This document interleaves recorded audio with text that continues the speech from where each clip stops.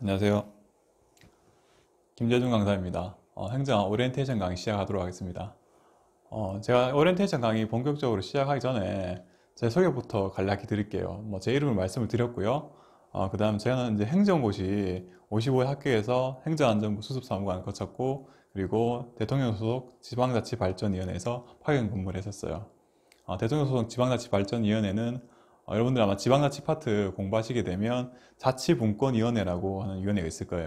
그 과거 이름인데 제가 2013년도 정도에 근무했었고요. 그 후에는 제가 울산광역시 기획조정실에서 주로 많이 근무를 했어요. 그리고 행정 학력 관련해서는 제가 한국개발연구원의 국제정책대학원에서 석사학위를 취득했고, 그리고 미국 미주리 대학에서 행정학 석사학위를 취득했어요. 석사학위가 제가 일부러 두 개를 기입을 했는데 석사학위 두 개라서 좀 의아하실 분들 계실 것 같아요. 이 과정은 제가 퇴직 후나 퇴직 전에 취득했던 학위들이 아니고요.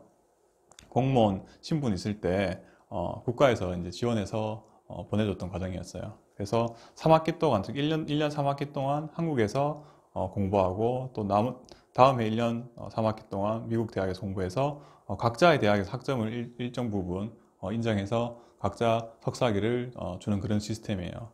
물론 저만 다녀온 게 아니고요. 이제 각 중앙부처의 사무관급 이상 공무원들이나, 아니면 이제 금융 관련 공공기관들 있죠. 한국은행이나 그렇게 거기서 이제 교육 파견 오신 분들하고 제가 같이 공부를 했었어요.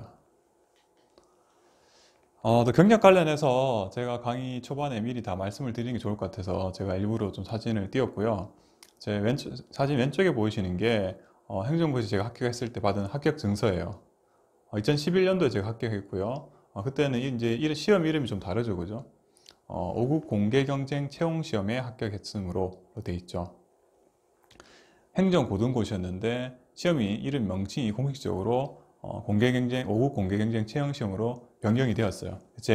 저를 포함해서 저 이후에 합격하신 분들은 다 5급 공개경쟁 채용시험이죠. 자, 여러분들 준비하시는 7급 공개경쟁 채용시험, 9급 공개경쟁 채용시험이랑 용어가 다 같은 거죠. 그리고 제 오른쪽에 보시면 제가 이제 사무관 15로 임명돼서 1년 동안 근무를 하고 15 생활이 끝이 나면 정식으로 이제 행정사무관으로 임명장을 받게 돼요. 대통령 명의로 이제 뵌 임명장이긴 한데 실제로 대통령님께 직접 받는 거는 아니죠. 자, 아니고 제가 이제 각 부처나 각 기관으로 이제 다 임명장이 나가면 이제 개인이 수령하거나, 아니면 해당 기관장이 수여하시는 경우가 있거든요. 보면 이름이 안전행정부죠. 제가 1년 15 끝냈을 때 이름이 안전행정부로 바뀌었었고요. 그 이후에 뭐 행정안전부 갔다가 또 이제 이름이 행정자치부 갔다가 지금 결국은 행정안전부죠. 자, 그다음 학력 관련해서는 KDI 정책학 석사나, 그리고 미주리대 행정학 석사 이렇게 학위증이고요. 간단히 제 소개는 마쳤고요. 그러면 행정학 실무하고 학문의 조합에 대해서 간단히 말씀을 드릴게요. 자, 행정학 공부하시다 보면 행정학 과목이 아마 뭐 카페 등을 통해서 들어보셨겠지만 학문적인 부분도 있고 실무적인 영역이 강한 부분도 있다라고 들어보셨을 거예요. 제가 뭐 딱 정확하게 딱 나눠지진 않겠지만 학문적인 영역이 강한 부분은 총론, 정책, 조직, 즉 행정학 전반부, 여러분들 수험 행정 기준으로 전반부에 해당한 부분이 학문적 영역이 좀 강한 부분이에요. 사실 이렇게 나눈 것도 수험계에서 이렇게 나눈 거지, 실제로 여러분들이 행정학 개론 대학에서 보시는 책을 보시면 이렇게 딱 나눠져 있지는 않거든요. 자, 실무적인 영역이 강한 부분은 인사, 재무, 지방자치 파트가 강한 부분이에요. 실제 인사도 우리나라의 인사제도, 그리고 재무도 우리나라 국가 재정에 관련된 내용들, 지방자치는 우리나라의 지방자치 관련 내용들이 대부분이죠. 자, 그래서 수험적 측면에서 행정학은 어떨까라고 좀 제가 고민해 봤어요.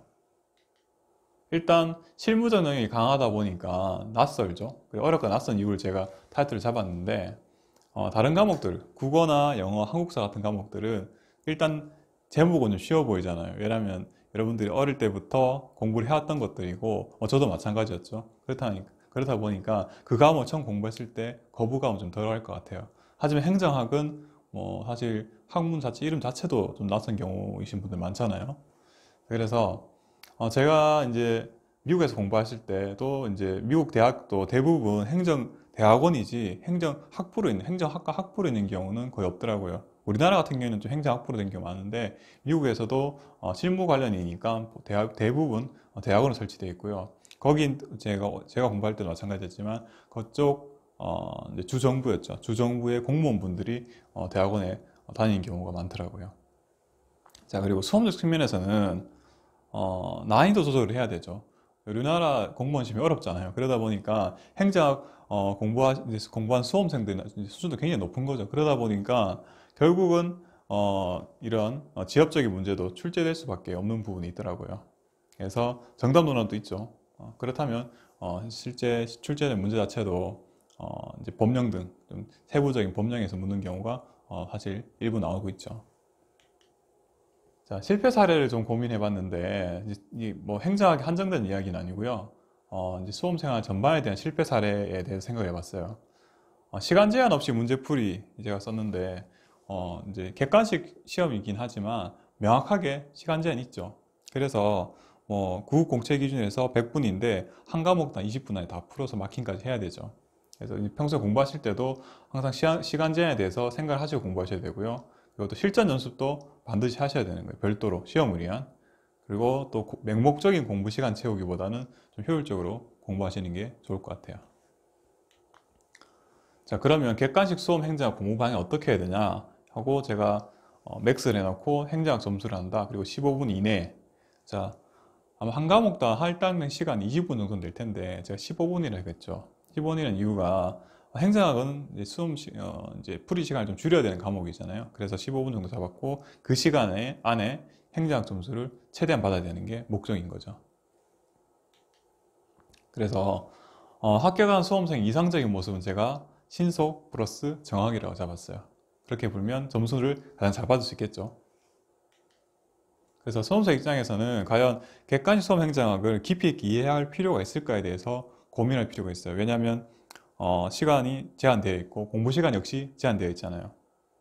그러면 기출문제 수준의 어떤 문제를 풀 수 있는 수준만 공부를 하시면 되는데 그 범위는 넓어요. 범위는 넓고 깊이는 그렇게 깊진 않아요. 그래서 20%의 노력으로 최대한 효과를 거둬야 되는 게 목적일 테고 그렇게 하려면 단권화 플러스 회독이 잘 되어야겠죠. 자, 단권화랑 회독은 수험가에서 다들 중요하다고 얘기하고 있어요. 그죠? 그런데 제가 실제 시중에 행정학 강의를 준비하면서 시중에 나와 있는 유명한 강사분들의 행정학 교재와 또 기출 문제들 그런 것들 제가 다 일일이 실제로 이제 학습을 하면서 이제 시중에 이제 카페 등에서 이야기하는 집회도 가능할까 제가 직접 해봤어요. 아마 여러분들보다 제가 훨씬 유리하겠죠. 저는 행정학만 공부할 테고 그리고 이제 백그라운드 좀 더 많잖아요, 일반적으로.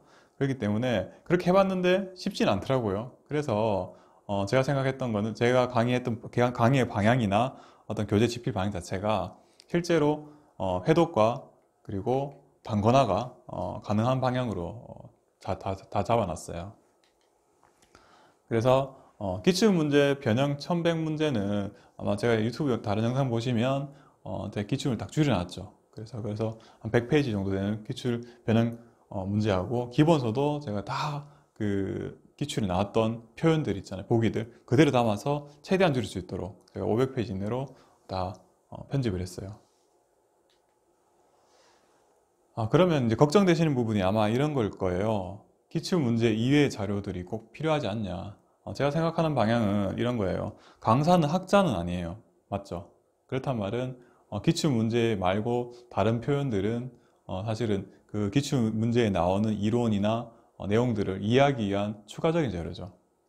그래서 이해를 위한 제가 참고 자료를 표현을 했어요. 그래서 제 책에는 가능한 참고 자료를 다 빼버리고 참고 자료로 들어간 내용들은 제가 글씨체를 다르게 했어요. 그렇게 하면 기출에 실제로 나왔던 지문인지 아니면 제가 이해를 돕기 위해서 추가한 내용인지 구분을 하실 수 있겠죠. 그리고 공부 시간을 이제 효과적으로 좀 줄이려면 기본 강의 때부터 기출 문장에 익숙해지는 게 중요하죠. 저도 수험생활 다 했잖아요. 그래서 제가 수험생 하면서 조금 강의를 꼭 이렇게 해야 되나 좀 의문을 들었던 내용들이 특히 강의 자체는 이제 충분히 이해하고 괜찮은 강의였지만 강의 내용하고 그리고 실제 이제 공부하는 교재 그리고 또 교재하고 또 실제 시험 내용하고 이게 정확하게 다 일치를 해야 될 텐데 이게 좀 다른 경우가 많더라고요. 그래서 강의는 잘 충분히 이해가 들었는데 교재를 보기 어렵다든지 또 강의랑 교재 충분히 공부했었는데 불구하고 또 실제 시험 갔을 때는 좀 달라서 당황했다든지 제가 그런 경험을 다 했기 때문에 기본 강의 때부터 정확하게 기출이 나는 문장 그대로 이제 제가 기본적으로 담았어요. 그래야지 여러분들이 제가 변형을 하는 순간 그 변형한 내용들을 공부하신 다음에 다시 기출 보실 때 다시 원상복귀 하셔야 되죠. 그런 문제를 막기 위해서 제가 비록 아주 기본서 내용이 그리 많지는 않지만 정확하게 기출 문제 담으려고 노력을 많이 했어요. 그래서 기본 강의 방향이죠. 그래서 기출 문장을 설명하기에 자료를 많이 넣기보다는 제가 수험 경험, 실무 경험, 그리고 전공을 기본으로 해서 제가 구두로 다 설명을 드릴 거예요. 그래서 여러분들이 기출 문장만 이제 모아놓은 것을 보고 충분히 이해하실 수 있으면 그냥 그대로 보시면 이제 그냥 양이 안 많겠죠. 그리고 좀 이해가 안 되시는 부분이 있으면 이제 제가 구두로 설명드릴 때 살짝 필기만 하시면 분량이 많이 안 늘어나겠죠.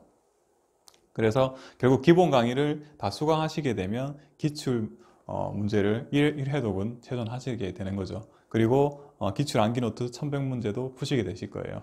책에 제가 다 담아놨기 때문에. 그러면 최소한 2회독 정도는 무난하게 하시는 거죠.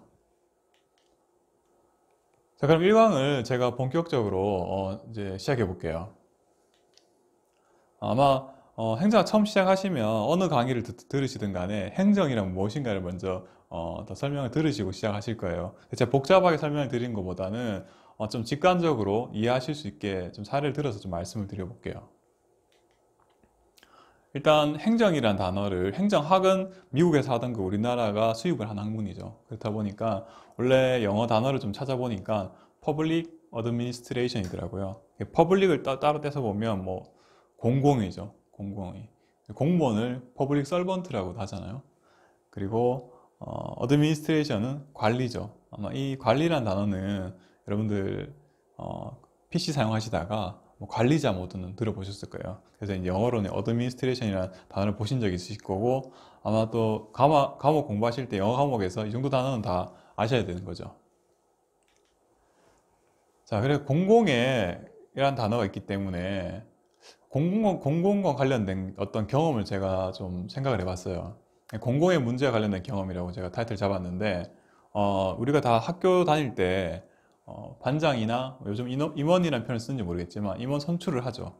그 선출을 하는 이유가 그 반의 공공의 문제를 해결하기 위해서 선출을 하는 거죠. 그래서 예를 들면, 선생님의 전달 사항이나, 뭐, 반의 공동 교재 구입이나, 가장 간단하게는 반장이 수업 시작하기 전에 같이 인사를 하죠. 모두 같이 해서 할 수 없기 때문에 반장이 대표해서 하는 거죠. 자, 두 번째 생각해 보면 동네의 이장, 통장, 그리고 또 요즘은 아파트 많이 거주하니까 아파트 입주자 대표 회의들이 있죠. 이런 회의들을 다 구성한 이유가 그 커뮤니티 내에 공공의 문제를 해결하기 위해서 다 만드는 거죠. 그래서 이제 예를 들어서 어떤 문제냐면 마을 공지사항을 전달한다거나 마을 청소를 한다거나 또 아파트 단지를 관리한다거나 뭐 직접 하시진 않겠지만 관리사무소를 또 관리하셔야 되죠. 관리 감독해야 되죠. 자, 세 번째는 수험생 입장에서 좀 생각해 보면 스터디 그룹 하시는 분들 계시죠. 이제 스터디 그룹 형성하게 되면 그 스터디 그룹이 공통적으로 해야 될 문제들이 발생하잖아요. 그래서 뭐 출석 체크라든지 뭐 문제 출제라든지 회비 및 벌금 관리 그리고 스터디 장소 결정 등 이런 공공의 문제를 다 관리할 필요가 있죠. 그럼 누가 누구를 위해서 이제 공공의 문제를 해결할까에 대한 문제예요. 자, 노란색으로 표시를 했겠지만 처음 보시면 이게 무슨 말인가 싶죠? 자, 보면서 말씀드릴게요. 학교 같은 경우에는 반장 및 임원이라는 사람을 우리가 선출을 했죠. 그리고 아파트 단지는 아파트 입주자 대표 회의, 그리고 행정학 스터디 그룹은 스터디장을 보통 선출하죠. 왜냐하면 물론 구성원 전체가 다 함께 해야지만 시간 부족이나 효율성 때문에 대표나 대리자가 필요하기 때문인 거죠. 범위를 좀 확대해 볼게요. 노란징동 주민센터를 생각해 보면 여기서 노란진동 내에 있는 공공의 문제를 해결하기 위해서 설치한 기관이죠. 그리고 기초지자체, 동작구청이나 성남시청 그 관할 구역 내에 공공의 문제를 해결하기 위해서 설립한 기관이고요. 그리고 광역지자체, 서울특별시청이나 경기도청, 그리고 중앙행정기관으로 국가직 공부하신 분들은 인사학습자 다 아시죠. 그리고 행정안전부, 기획재정부. 자, 이래서 이제 이런 것들 다 중앙행정기관을 만 모아서 행정부라고 하는 경우도 있고요. 그리고 그 행정부를 대한민국 정부라고 하기도 해요. 또 당연히 들어보실 내용이긴 한데 상권분립이라는 얘기 들어보셨죠? 이제 상권분립에 해당하는 행정부가 있고 또 입법부, 우리나라 국회에 해당하죠. 그리고 사법부, 법원. 이 상권분립 기관이 다 합쳐서 대한민국 정부라고 하게 돼요. 자, 이제 대한민국 정부 같은 경우는 대한민국 내에 우리나라 내에 있는 공공의 문제를 해결하기 위해서 만들어진 거죠. 자, 참고로 대한민국 정부 조직도인데 문재인 정부의 조직 개편에서 이제 18부처, 5처, 17청 과거 자료인데 조금 바뀌었을 거예요. 자, 이렇게 되어 있고요. 조직 파트에서 이런 내용은 상세하게 다 다룰 거예요. 그러면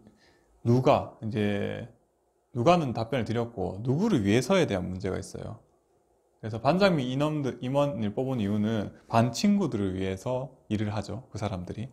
그리고 아파트 입주 대표회는 입주민을 위해서 일을 하죠. 그리고 스터디장 같은 경우에는 스터디 멤버들을 위해서 역할을 하죠. 그러면 대한민국 정부는 국민을 위해서 일을 하는 거죠.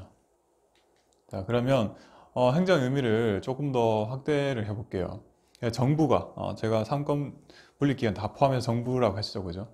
아니면 행정부만 따로 떼서 자, 정부가 공공의 문제를 해결하기 위해서 공공의 문제가 있기 때문에 이런 대표자 뽑고 했잖아요. 그래서 공공의 문제를 해결하기 위해서 무엇을 관리해서 누구에게는 정부 같은 경우에는 국민이었죠. 국민에게 땡땡을 제공하는 활동이라고 제가 길게 적었어요. 자, 그래 무엇을 관리하였는데 먼저 특정한 어떤 공공 일을 하려면 뭐 공공일뿐만 아니라 또 민간에 사는 일도 마찬가지죠. 사람이 필요하죠. 사람, 인적 자원. 간단하게 말씀을 드리면 공무원 같은 경우에는 시장 및 소속 공무원이 있어야지 그 시장에서 일을 할 수 있죠. 그리고 뭐 학교에서는 반장과 운영위원 제가 물음표했는데 그리고 또 스터디 그룹 같은 경우에는 스터디장이 필요할 테고요. 그리고 뭐 대표적으로 청와대 같은 경우에는 대통령 및 소속 공무원이라는 사람이 있어야 그 일을 하죠. 보통 사람을 이렇게 인적 자원이라고 표현을 해요. 인사 파트에서 아마 상세하게 다룰 내용이에요. 자, 그리고 제가 참고로 하나 이제 또 작성했는데 공부하시다 보면 사람하고 자리가 좀 헷갈리신 분들이 있으시더라고요. 그래서 행정안전부 같은 경우에 제 조직도인데 행정안전부의 장관 누구 이렇게 했는데 사람하고 그 자리랑 동일시하는 경우가 많잖아요. 반장 누구 하지만 그 사람이 장관으로 임명되기 전까지는 사람하고 자리가 다르죠. 그래서 장관의 자리는 그대로 있고 그 자리에 온 사람들이 계속 바뀌는 거죠. 자, 그래서 이런 것들은 참고로 좀 알아두시고요. 자, 그 다음에 인적 자원이 나왔으니까 이제 물적 자원이 나와야겠죠. 자, 제가 예시 든 게 돈, 뭐 땅, 물음표 해놨죠. 자, 행정 스터디를 이제 운영하려면 교재 복사나 장소 사용 등에 대한 운영 비용이 필요하죠.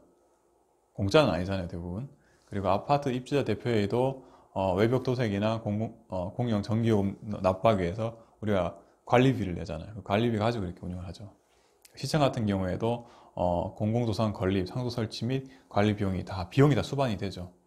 또 부지도 필요할 테고요. 그리고 인사학습자도 공무원 채용 시험 이제 운영하게 되면 출제위원 수당이나 장소 임대료 다 비용이 수반되는 행위죠. 자, 그러면 결국은 정부가 공공문제를 해결하기 위해서 인적, 물적, 인적 자원 나왔죠. 물적 자원 방금 설명드렸죠. 자원을 관리해서 누구에게? 국민에게 무엇을 제공하는 활동이 행정이란 말이에요. 자, 마지막 키워드를 제가 끼워 넣어 볼게요. 자, 답은 제가 바로 드릴 텐데 서비스 제공이에요. 서비스를 했을 때 민간에서도 서비스를 하고 공공행에서도 행정 서비스라 표현을 하기도 해요. 그래서 행정 스터디 그룹 같은 경우에는 뭐 스터디 운영이란 서비스를 스터디원들에게 제공하는 거고, 그리고 아파트 입주자 대표회 같은 경우에는 아파트 관리라는 서비스, 그리고 뭐 가장 간단하게는 주민센터 가면 등본, 초본 발급 서비스를 받을 수 있죠. 자, 시청 같은 경우에도 도서관 운영 그리고 도로 관리 다 이거 이제 다 사용하기 위해서는 이런 서비스를 받아야 되죠. 그리고 인사시제 같은 경우에도 여러분들이 시험 응시하시고 나는 시험 보러 가시려면 공무원 채용 시험 관련 서비스를 제공받아야 되죠. 인사혁신처로부터. 자, 그래서 행정이란 이렇게 했어요. 정부가 공공 문제를 해결하기 위해서 목적이 나오죠. 그리고 어떻게 인적 물적 자원을 관리해서 누구에게 국민에게 마지막으로 무엇을 행정 서비스를 제공하는 활동. 정의가 좀 많이 길죠. 사실은 이 정의는 제가 임의로 만들어냈다기보다는 좀 유명한 학자분이 정의한 내용을 제가 소음행정에 좀 맞게 조금 조정한 내용이에요. 그러면 이렇게 제가 길게 정의하면 좋은 게 뭐냐면 이 전체 이렇게 정의를 하게 되면 행정학에 전반적으로 배우실 내용들하고 다 관련이 있어요. 그래서 정부가 그랬을 때 정부 규모나 또 조직, 지방 가치 등과 관련이 있고요. 공공 문제를 해결하기 위한 어떤 솔루션 개발이 정책 해결 해당하고요. 그리고 인적 물적 자원을 관리한다는 말은 인사랑 재무랑 관련이 있어요. 그리고 행정 서비스를 제공하는 활동은 행정 서비스 특징과 제공 방식 등 해가지고 총론에서 다룰 내용들이 포함하고 있어요.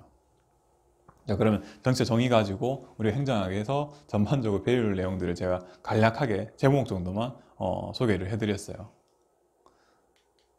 자, 그래서 제가 왜 이렇게 좀 풀어서 말씀을 드렸냐면 본격적으로 이제 기출에 나온 표현들일 텐데 이렇게 보시면 좀 다소 추상적인 경우가 많아요. 그래서 와일드는 넓은 의미로 고도의 합리성을 지닌 협동적 인간 노력의 한 형태. 단순히 협동적 인간 노력의 한 형태를 했을 때 행정이라 해버리면 너무 또 막연하죠, 그죠? 그리고 사이먼은 어떤 특정 목적을 달성하기 위해서 두 사람 이상이 모여 협동하는 행위. 두 사람 다 의미가 좀 넓죠. 단지 행정이라고 우리가 이런 정의 들었을 때 받아들이기가 사실 쉽진 않죠. 자, 사실 세 번째가 그나마 제일 여러분도 익숙하실 거예요. 행정의 정의를 최협의적으로 가장 좋게 협의나 광이라는 표현은 아마 행정법 공부하신 분들은 쉽게 아실 텐데 협의는 좁다, 광의는 넓다. 즉 정의를 의미하기 때문에 최협의라면 가장 좁게 해석하는 거, 그죠? 광의라면 행정 정의를 넓게 해석하는 건데 가장 좁게 해석하면 행정부의 조직과 공무원의 활동에 대한 것. 우리가 그나마 직관적으로 받아들일 수 있는 정의죠. 네 번째는 행정은 공공서비스 생산, 공급, 분배를 통해 공공욕구를 충족시켜 국민 삶의 질을 증대하고자 한다. 당연한 이야기고요. 읽어보시면 사실 행정학은 처음에 보실 때는 처음 이제 접하실 때는 무슨 내용인지 잘 안 잡히시는 경우가 많은데 일단 전체적으로 한번 다 공부하시고 다시 보시면 이해되는 경우가 많아요. 왜냐하면 각 이론들이 수평적으로 있으면서도 서로서로 이제 물고 물리는 관계가 있어요. 그렇다면 전체적 내용을 다 아셔야 이해가 된다는 얘기겠죠. 마지막으로 행정활동은 환경과의 상호 과정을 통해 역동적으로 변화한다. 자, 이렇게 이것도 사실 어떻게 보면 또 당연한 문장이죠. 자, 제가 1강에서 간략하게 행정이란 무엇인지에 대해 설명을 드렸고요. 2강부터는 본격적으로 행정학 수업 시작하도록 하겠습니다. 네, 수고하셨습니다.